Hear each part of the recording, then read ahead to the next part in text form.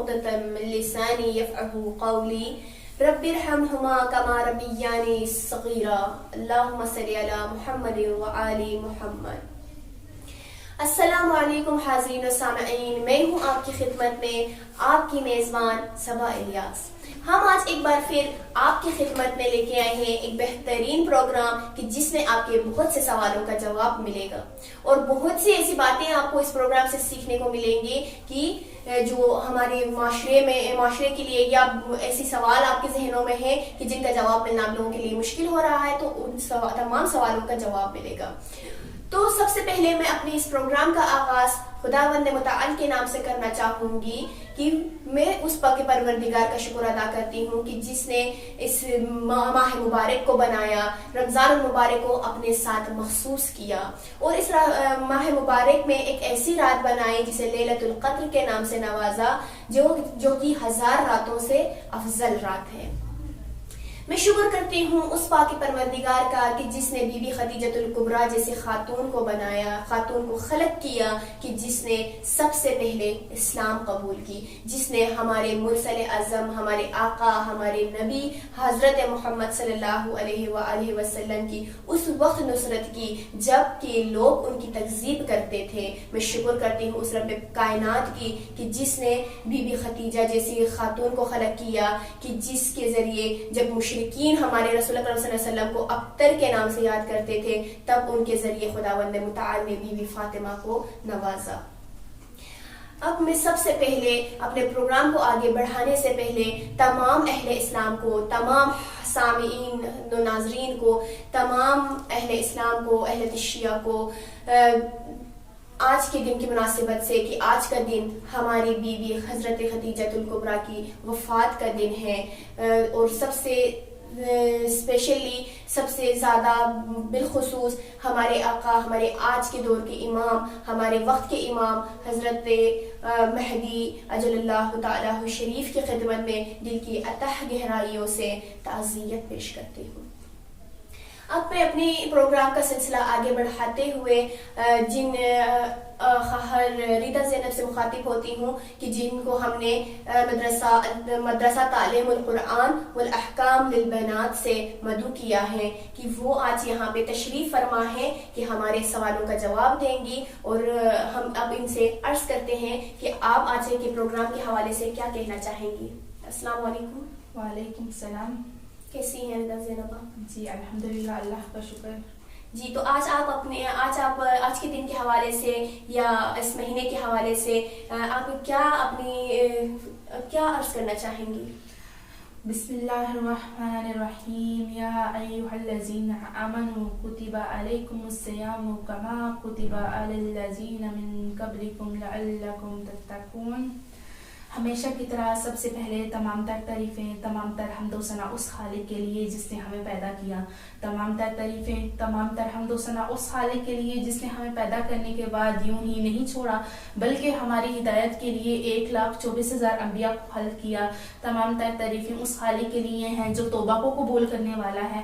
میں شکر ادا کرتی ہوں اس پروردگار عالم کا جس نے ہمیں ماہ رمضان جیسی نعمت عطا کی، جسے اگر ہم نعمت عظمیٰ کہیں تو بھی کم ہے۔ میں شکر ادا کرتی ہوں اس پروردگار عالم کا جس نے ہمیں دوبارہ سے توبہ کرنے کی توفیق دی، ہمیں اتنی زندگی دی کہ ہم دوبارہ سے ماہ رمضان میں آئے اور ہم اپنے گناہوں کی توبہ کریں۔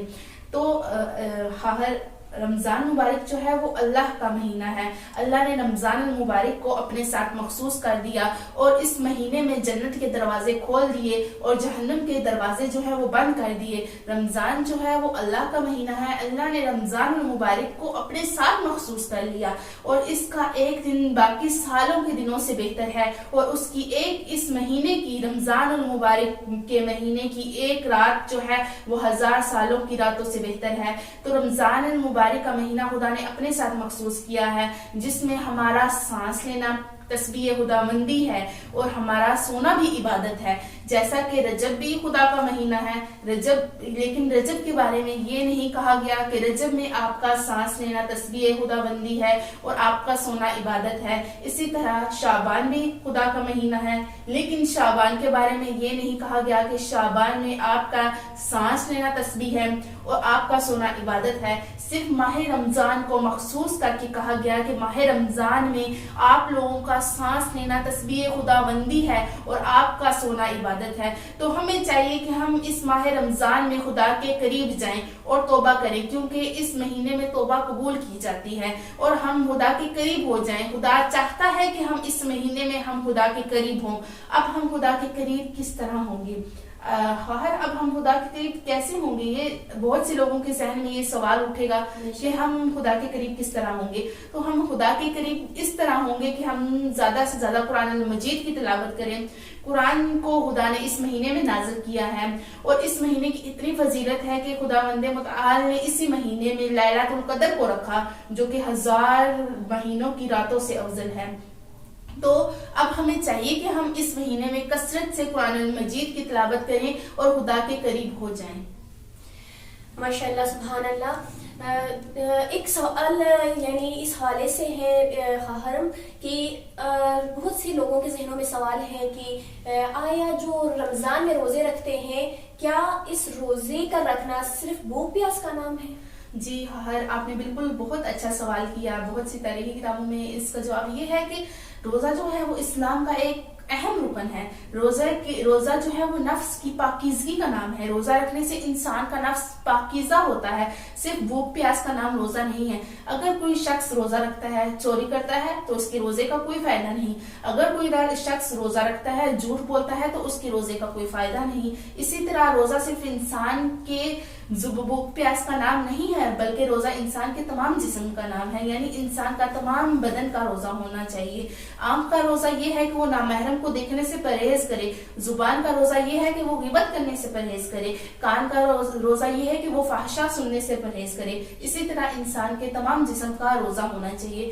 روایت میں ہے کہ امام جعفر صادق علیہ السلام جو ہے وہ وسائل شیعہ میں ارشاد فرماتے ہیں جلد نمبر 7 میں ارشاد فرماتے ہیں کہ روزے دار کو چاہیے کہ وہ ان چیزوں کو اپنائے. یعنی روزے دار کو چاہیے کہ وہ ان چیزوں پر عمل کرے. روزے کی حالت میں ان چیزوں پر عمل کرے جیسے جھوٹ نہ بولے, چوری نہ کرے, کسی کا دل نہ دکھائے اور غیبت نہ کرے, کسی پہ تہمت نہ لگائے. امام جعفر صادق علیہ السلام یہ فرما رہے ہیں تو ہمیں چاہیے کہ ہم ان کے فرمان پر عمل کریں. اور روزہ جو ہے وہ بھوک پیاس کا نام نہیں ہے بلکہ انسان کے تمام جسم کے اجزاء کا روزہ ہونا چاہیے. جیسا کہ رسول خدا سے روایت ہے کہ رسول خدا کہیں سے گزر رہے تھے تو ایک عورت جو ہے وہ اپنی کنیز کو گالیاں دے رہی تھی تو رسول خدا نے کھانا منگوایا اور اس عورت سے فرمایا کہ یہ کھانا آپ کھا لو. تو اس عورت نے کہا کہ یا رسول اللہ میں تو آج روزے سے ہوں, آج مجھے روزہ ہے تو یہ میں کھانا کیسے کھاؤں؟ تو رسول خدا نے فرمایا کہ یہ کھانا تمہارے روزے کا کوئی فائدہ نہیں ہے, تم نے اپنی کنیز کو گالی دی ہے. روزے کا مطلب یہ نہیں ہے کہ انسان صرف کھانے پینے سے پرہیز کرے. روزے کا مطلب یہ ہے کہ انسان تمام بری باتوں سے تمام برے کاموں سے پرہیز کرے. ماشاءاللہ سبحان اللہ. بہت ہی اچھا آپ نے بیان کیا آج کے دن کے حوالے سے. تو جیسا کہ ہم سب جانتے ہیں یا جیسے کہ ابھی تو رمضان کے فضائل انہوں نے بہترین بیان کیا ہے, قرآن کی فضیلت کو بیان کیا. ہم دل کی عطا گہرائیوں سے ان کا شکر گزار ہیں کہ انہوں نے رمضان کی فضیلتوں کو ہم پر واضح کر دیا ہے. جیسا کہ آپ لوگوں نے سنا کہ ردا زینب نے جو ہے اس بات کو واضح کیا ہے کہ روزہ رکھنا صرف بھوک پیاس کا نام نہیں ہے بلکہ جسم کے ہر ایک جز کا روزہ ہوتا ہے. تو عزیزان ہمیں ان چیزوں کا خیال رکھنا چاہیے خصوصاً اس ماہ مبارک میں کہ تاکہ آپ لوگوں کا جو روزہ آپ لوگ رکھتے ہیں, جو روزہ ہم رکھتے ہیں وہ صحیح معنوں میں روزہ ہو. اسی طرح ہم اپنے پروگرام کا سلسلہ آگے بڑھاتے ہوئے اپنے اگلے کوسچن کی طرف جاتے ہیں, اگلے سوال کی طرف جاتے ہیں اور خواہر ردا زینب سے اپنا اگلا سوال کرتے ہیں. جی ہاں ردا زینب, تو آج کے دن جیسا کہ ہم سب جانتے ہیں کہ بی بی خدیجہ الکبریٰ سے منسوب ہے, آج کا دن ان کی وفات کا دن ہے. تو آپ ان کی زندگی کے بارے میں کیا کہنا چاہیں گی؟ جناب جی بہت سی تاریخ کی بکوں میں ملتا ہے کہ جناب خدیجہ الکبریٰ جو ہیں وہ رسول کی زوجہ ہیں اور رسول خدا خود ان کے بارے میں فرماتے ہیں کہ اسلام کی بقا جو ہے جس کی وجہ سے اسلام باقی ہے وہ جناب خدیجہ الکبریٰ ہیں. اور حضرت علی علیہ السلام کی تلوار ہے. اگر حضرت علی علیہ السلام کی تلوار نہ ہوتی اور جناب خدیجہ الکبریٰ کا مال و دولت نہ ہوتی تو اسلام آج باقی نہ رہتا. تو جناب خدیجہ الکبریٰ وہ خاتون ہیں جنہوں نے سب سے پہلے رسول خدا پر ایمان لایا, اور جناب خدیجہ وہ خاتون ہیں جنہوں نے اپنا تمام مال و دولت رسول خدا کی راہ میں دے دیا, یعنی تمام مال و دولت جو ہے وہ رسول خدا کی راہ میں خرچ کر دیا. اور جناب خدیجہ الکبریٰ وہ ہیں جو بی بی فاطمہ الزہرا کی بھی ماں ہیں, یعنی بی بی فاطمہ جو ہے وہ خاتون جنت ہے, اور بی بی خدیجہ الکبریٰ جو ہیں وہ بی بی فاطمہ الزہرا کی بھی ماں ہے. انہوں نے بی بی فاطمہ الزہرا کی تربیت کی ہے. ماشاءاللہ. تو ہم اپنے اگلے کوشچن کی طرف بڑھتے ہیں کہ ہمارے ذہنوں میں سوال ہوتا ہے, یعنی بہت سے لوگوں کے ذہنوں میں سوال ہوتے ہیں کہ بی بی کو جو ہے ملکۃ العرب کیوں کہا جاتا تھا؟ جی, بی بی کو ملکۃ العرب اس لیے کہا جاتا ہے کیونکہ بی بی جو ہے وہ اس وقت جو جب کسی کے پاس کوئی مال نہ تھا, بی بی خدیجہ الکبریٰ کے پاس بہت زیادہ مال تھا. جب بی بی خدیجہ الکبریٰ جو ہے وہ اپنا مال تجارت کرتی تھی تو ایک اونٹ ان کا مدینہ میں ہوتا تھا اور دوسرا اونٹ جو ہوتا تھا وہ بصرہ میں ہوتا تھا. اتنے زیادہ اونٹ ان کا مال تھا, وہ اتنا زیادہ مال جو ہے وہ تجارت کرتی تھی. بی بی خدیجہ کے مال کی وجہ سے, ان کے پاس زیادہ مال ہونے کی وجہ سے انہیں ملکۃ العرب کہتے تھے. ماشاءاللہ, سبحان اللہ. تو رینا زینب, آپ کیا بتا سکتی ہیں کہ جناب خدیجہ رسول خدا صلی اللہ علیہ وآلہ وسلم کی زندگی میں کیسے آئی؟ جی, جناب خدیجہ الکبریٰ جو ہے وہ رسول خدا کے ساتھ جو ہے وہ تجارت کا کاروبار کرتی تھی. تو رسول خدا کی امانت داری جو ہے وہ جناب خدیجہ الکبریٰ کو بہت پسند آئی. جب رسول خدا کی امانت داری جو ہے جناب خدیجہ الکبریٰ کو پسند آئی تو رسول خدا جناب خدیجہ الکبریٰ نے, ایک لڑکی نے جناب خدیجہ الکبریٰ نے اپنا رشتہ رسول خدا کے لیے بھیجا. دیکھیے, اب اسلام کا آغاز ہی اس چیز سے ہوا ہے کہ جناب خدیجہ الکبریٰ نے اپنا رشتہ رسول خدا کو بھیجا. کیونکہ رسول خدا میں امانت داری تھی, وہ اچھے تھے, وہ ان کے پاس علم تھا. لیکن آج کل کے معاشرے میں ایسا نہیں ہوتا. اگر کوئی لڑکی جو ہے وہ اپنا رشتہ بھیجے تو لوگ کہتے ہیں کہ یہ بے حیا ہے. کیونکہ اس کے پاس لڑکی کو بے حیا سمجھتے ہیں. لیکن دین اسلام, صدر اسلام سے یہ بات ہے کہ جناب خدیجہ الکبریٰ نے اپنا رشتہ رسول خدا کی طرف بھیجا. جب جناب خدیجہ نے اپنا رشتہ جو ہے وہ رسول خدا کی طرف بھیجا تو رسول خدا نے کہا کہ میں تو بہت غریب ہوں, میرے پاس دنیاوی مال کچھ نہیں ہے, میں تو یتیم ہوں. تو جناب رسول خدا نے اس کا تذکرہ جو ہے اپنے چاچا حضرت ابو طالب سے کیا. جب رسول خدا نے اس کا تذکرہ ابو طالب سے کیا, جناب ابو طالب سے کیا, تو جناب ابو طالب نے کہا کہ آپ ان کی درخواست کو قبول کر لیں. اسی طرح رسول خدا نے جناب خدیجہ الکبریٰ کی درخواست کو قبول کیا اور جناب خدیجہ الکبریٰ اور رسول خدا کا عقد ہو گیا. اور عقد مبارک جو ہے وہ جناب ابو طالب نے پڑھا. ماشاءاللہ, سبحان اللہ. اس سوال کے جواب سے ہمیں یعنی ایک بہترین درس مل رہے ہیں کہ جس طرح سے جناب خدیجہ الکبریٰ نے جو ہے رسول اکرم صلی اللہ علیہ وسلم کی طرف خود نے جو ہے یہاں سے عقد کا پیغام بھیجا. تو جیسا کہ یعنی ابھی ہمارا معاشرہ جو ہے اس چیز کو بہت ہی عیب سمجھتے ہیں, اس چیز کو یعنی غلط سمجھتے ہیں کہ لڑکی کی طرف سے لڑکے کی طرف کیوں اگر وہ پیغام بھیجی لڑکی, یعنی یہ بے شرمی سمجھا جاتا ہے اسے. تو کیا آپ اس بارے میں کچھ وضاحت دینا چاہیں گے تاکہ ہمارے معاشرے کو اس سے کچھ درس ملے, یعنی بی بی کی لائف سے منسوب؟ جی, جیسے کہ ہم سب جانتے ہیں کہ بی بی خدیجہ الکبریٰ نے اپنا رشتہ رسول خدا کی طرف بھیجا. یہاں پہ یہ اس میں کوئی بری چیز نہیں ہے. اگر ہم دیکھتے ہیں کوئی لڑکا ہمیں پسند ہے, اس کے اندر یہ اچھائی پائی جاتی ہے کہ وہ دین اسلام کی راہ میں ہے, وہ نماز پڑھتا ہے, وہ اس کی سیرت اچھی ہے, تو ہم اس کا اپنا رشتہ جو ہے وہ اس کی طرف بھیج سکتے ہیں. اس میں کوئی برائی نہیں ہے کیونکہ صدر اسلام کا آغاز ہی اس چیز سے ہوا ہے. آج کل کے لوگوں نے, آج کل کے معاشرے نے اس چیز کو برا سمجھا ہے, لیکن اسلام میں اس میں کوئی بھی برائی نہیں ہے. یعنی تاریخ کی کتابوں میں اگر دیکھا جائے تو یہ چیز غلط نہیں ہے. یعنی لڑکی بھی حق رکھتی ہے کہ وہ کسی یعنی اچھے خاندان کی یا کوئی اچھی سیرت والا اسے اگر ہو جائے تو پسند آ جائے تو وہ اس کی طرف جو ہے عقد کا پیغام بھیج سکتے ہیں. اس میں کوئی عیب کی بات نہیں ہے. تو خواہر زینب, بہت شکریہ آپ کا. اس کے علاوہ ہمارا اگلا سوال آپ سے ہے کہ رسول اللہ صلی اللہ علیہ وآلہ وسلم کی زندگی میں حضرت خدیجہ الکبریٰ یعنی ان کے ساتھ جو ہے ان کا زندگی کیسا تھا, کیسے گزارا انہوں نے رسول اللہ کے ساتھ زندگی؟ جناب خدیجہ الکبریٰ نے ہمیشہ رسول خدا کا قدم بہ قدم ساتھ دیا, بہترین معاون تھی, بہترین مددگار تھی. رسول خدا فرماتے ہیں کہ خدیجہ جو ہے وہ میرا دایاں بازو ہے. آج اسلام جو باقی ہے وہ جناب خدیجہ الکبریٰ कुबरा की वजह से है। अगर जनाब हतीजातुल कुबरा ना होती तो इस्लाम बाकी ना होता। रसूल खुदा का हर कदम पे साथ दिया, जब सब ने साथ छोड़ दिया तो जनाब हतीजातुल कुबरा ने साथ दिया। और रसूल खुदा जो है वो उनसे बेहद मोहब्बत करते थे, हद से ज्यादा मोहब्बत करते थे। इसके बारे में जनाब आयशा फरमाती हैं कि मैं रसूल खुदा जो है वो हर सुबह शाम जनाब हतीजा को याद करते थे, तो मैंने रसूल खुदा से मुझे हसद हुआ, मैं जलस हुई और मैंने रसूल खुदा से कहा कि आप सुबह शाम उस बूढ़ी को क्यों याद करते हैं, हालांकि अल्लाह ने उसके बदले आपको 2 निहायत ही खूबसूरत बीवियां दी हैं। तो रसूल खुदा को इस कदर गुस्सा आया, जनाब आयशा कहती हैं कि रसूल खुदा को इस कदर गुस्सा आया कि मैं दुआ करती रही कि कब रसूल खुदा का गुस्सा सही होगा और एंडा के बाद मैं जनाब हतीजातुल कुबरा के बारे में कुछ नहीं कहूंगी। जनाब हतीजातुल कुबरा वो इस्लाम की पहली खवातीन में से सबसे पहली खवातीन है जिन्होंने इस्लाम कबूल किया और अपना तमाम माल और दौलत इस्लाम की राह में खर्च कर दिया और कभी भी किसी भी चीज की रसूल खुदा से कोई भी ख्वाहिश नहीं की और कदम ब कदम जो है वो रसूल खुदा के साथ चली। माशाल्लाह, सुभान अल्लाह।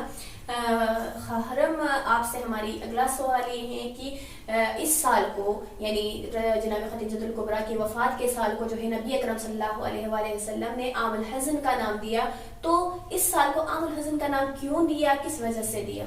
जी, इस साल को आमुल हुज़न का साल इसलिए करार दिया क्योंकि इस साल में जो है बीबी फातिमा बिनते असद, जनाब अबू तालिब और बीबी जो है हतीजातुल कुबरा की वफात हुई। और ये वो हस्तियां हैं जिनसे जो है रसूल खुदा बेहद मोहब्बत करते थे, हद से ज्यादा इन्हें चाहते थे और इनके जाने के बाद बहुत ज्यादा रसूल खुदा रंजीदा हुए। इसलिए इस साल का नाम जो है वो आमुल हुज़न का साल करार दिया।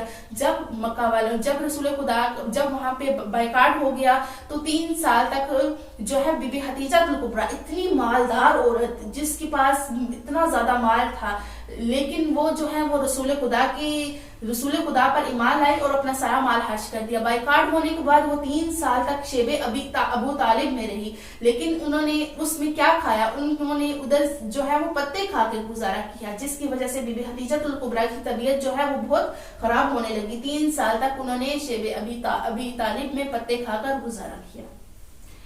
बहुत शुक्रिया आपका, माशाल्लाह, सुभान अल्लाह, बहुत ही अच्छा आपने बयान दिया है। तो आज के दिन जिस तरह से यानी जिस चीज़ से मंसूब है यानी बीबी की वफात से, तो आप उनकी वफात के बारे में क्या बयान करना चाहेंगे? जी, जैसे मैंने अभी बयान किया कि जनाब हतीजातुल कुबरा ने 3 साल तक पत्ते खाकर जो है वो अपनी जिंदगी बसर की। इसकी वजह से जनाब हतीजातुल कुबरा की तबीयत जो है वो बहुत खराब होने लगी। जैसा कि हम खुद जानते हैं कि कोई भी इंसान जो है वो 3 साल तक कैसे पत्ते खाकर, कोई दरख्त के पत्ते खाकर जो है वो कैसे वो रह सकता है। इसी तरह जनाब हतीजातुल कुबरा ने 3 साल तक दरख्त के पत्ते खाकर गुजारा किया, जिसकी वजह से जनाब हतीजातुल कुबरा की तबीयत जो है वो बहुत ज्यादा खराब होती थी। इसकी वजह से जनाब हतीजातुल कुबरा की 10 रमजानुल मुबारक को वफात हो गई और रसूल खुदा ने अपने हाथों से जनाब हतीजातुल कुबरा को दफन किया।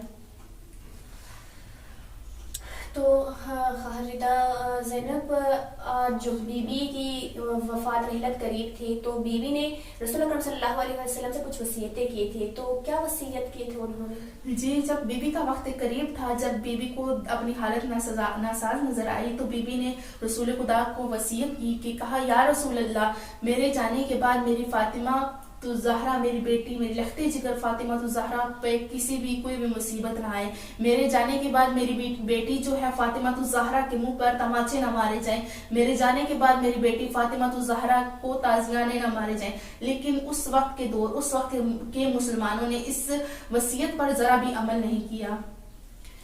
बहुत बहुत शुक्रिया आपका रिदा ज़ैनब, माशाल्लाह, सुभान अल्लाह, आपने बहुत ही आज के दिन की मुनासबत से बहुत ही अच्छी वजाहत दी है। तो जैसा कि सामईन आपने देखा कि रिदा ज़ैनब ने बहुत ही वाज़ेह कर दिया रमज़ान की फजीलतों को और आज के दिन जिस चीज़ से मंसूब थे बीबी खदीजतुल कुबरा की वफात से, तो उनकी ज़िंदगी के बारे में, उनकी वो कौन थी, कहाँ की थी, वो उन्होंने क्या किरदार अदा किया अपनी ज़िंदगी में, ये सब कुछ वाज़ेह कर दिया। इंशाअल्लाह उम्मीद है कि आप लोगों की सवालों का जवाब मिला होगा। आखिर में रिदा ज़ैनब, मैं आपसे अर्ज करती हूँ कि आप क्या हमारी आवाम को या आप कुछ कहना चाहेंगे, कोई दर्स इस चीज़ से देना चाहेंगी?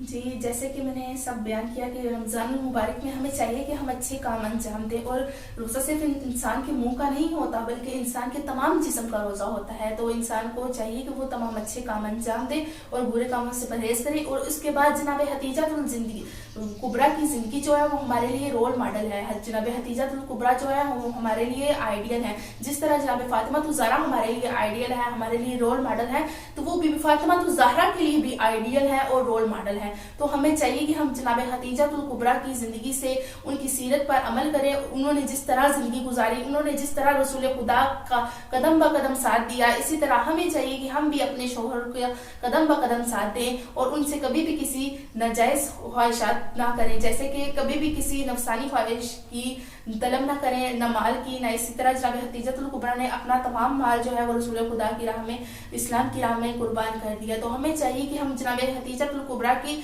सीरत पर अमल करें, क्योंकि वो हमारे लिए जिस तरह जनाब फातिमा ज़हरा हमारे लिए रोल मॉडल है, इसी तरह जनाब हतीजातुल कुबरा जो है वो जनाब फातिमा ज़हरा के लिए भी रोल मॉडल है। बहुत शुक्रिया। तो हाज़रीन सामईन, बस हमारी आखिर में दुआ है कि हम सबको जो है इंशाअल्लाह हम सबको अल्लाह रब्बुल करीम जो है बीबी खदीजा के नक्श कदम पर चलने की तौफीक अता फरमाए और हमें भी उनकी तरह एक इस्लामी खातून और एक उनकी, जैसे कि इन्होंने बयान किया कि वो हमारे लिए रोल मॉडल है, हमारे लिए आइडियल है, तो हमें उनकी नक्श कदम पर चलना चाहिए। उनकी नक्श कदम पर चलने की खुदा हमें तौफीक दे। और मेरी आखिर में यही रिक्वेस्ट है कि उनकी नक्श कदम पर चले और वो ख्वातीन जो कि अपने शरीक हयात से यानी एक्स्ट्रा जो रखते हैं ख्वाहिशात, तो इसको जैसे बीबी की जिंदगी से देखें, तारीख से देखें कि ये लोग किस तरह से अपनी जिंदगी में किस तरह से रहते थे, किस तरह जिंदगी उन्होंने गुजारा। तो हमें हम उनकी कनीज हैं, हम कनीजान ज़हरा उनकी कनीज हैं, तो हमें उनकी नक्श कदम पर चलना चाहिए।